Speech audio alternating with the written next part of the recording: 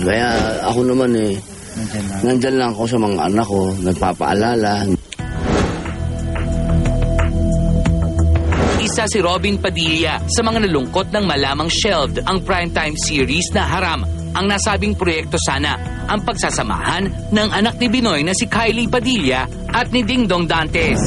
Ako unang-unang nalungkot kasi ako ang unang-unang nag-react yan. Nung sinabi sa akin ni Kylie, nagulat din. Yan ang tinatawag, may mga bagay tayong hindi natin... Oo.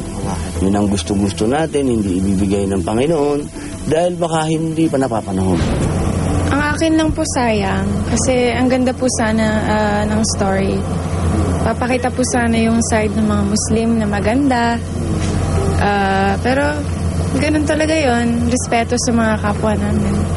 Abala muna ngayon ng young actress sa action flick na Kuratong Baleleng na mismong si Robin ang bida at producer. Kasama rin dito ang ibang miyembro ng Padilla clan. Oo, itong pelikulang to para sa anak ko, para sa mga pamangkin ko.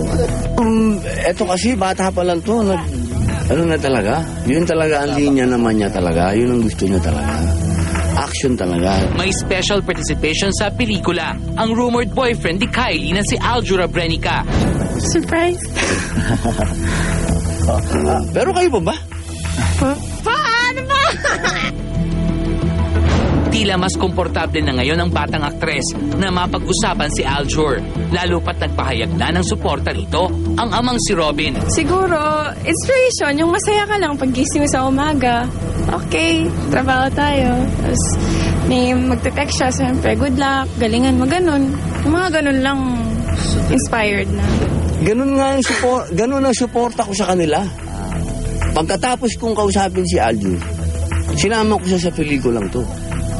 So, para iparamdam ko sa kanya na ako'y hindi mo problema. Magiging problema mo lang ako pag pinroblema ka ni Kylie. Pero hanggat okay kayo ni Kylie, hindi mo ako magiging problema. Papasalamat po ako kung yun po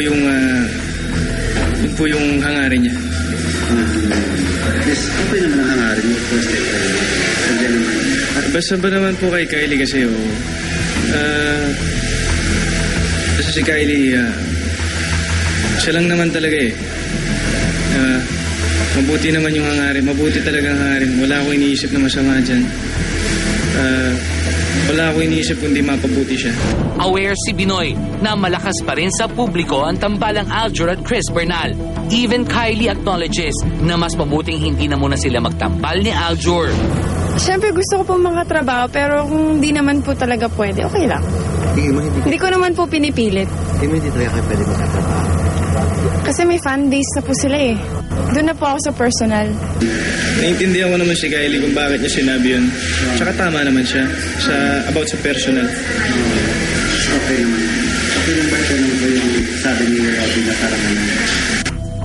Ang pag-ibig dapat yan, kahit na harangan ka ng sibat dyan, harangan ka ng tutukan ka ng 45 sa ulo, kung totoo na yan, paglalaban mo. Ang request ko lang naman lagi, depensahan mo naman yung anak ko. Diba? Yun lang.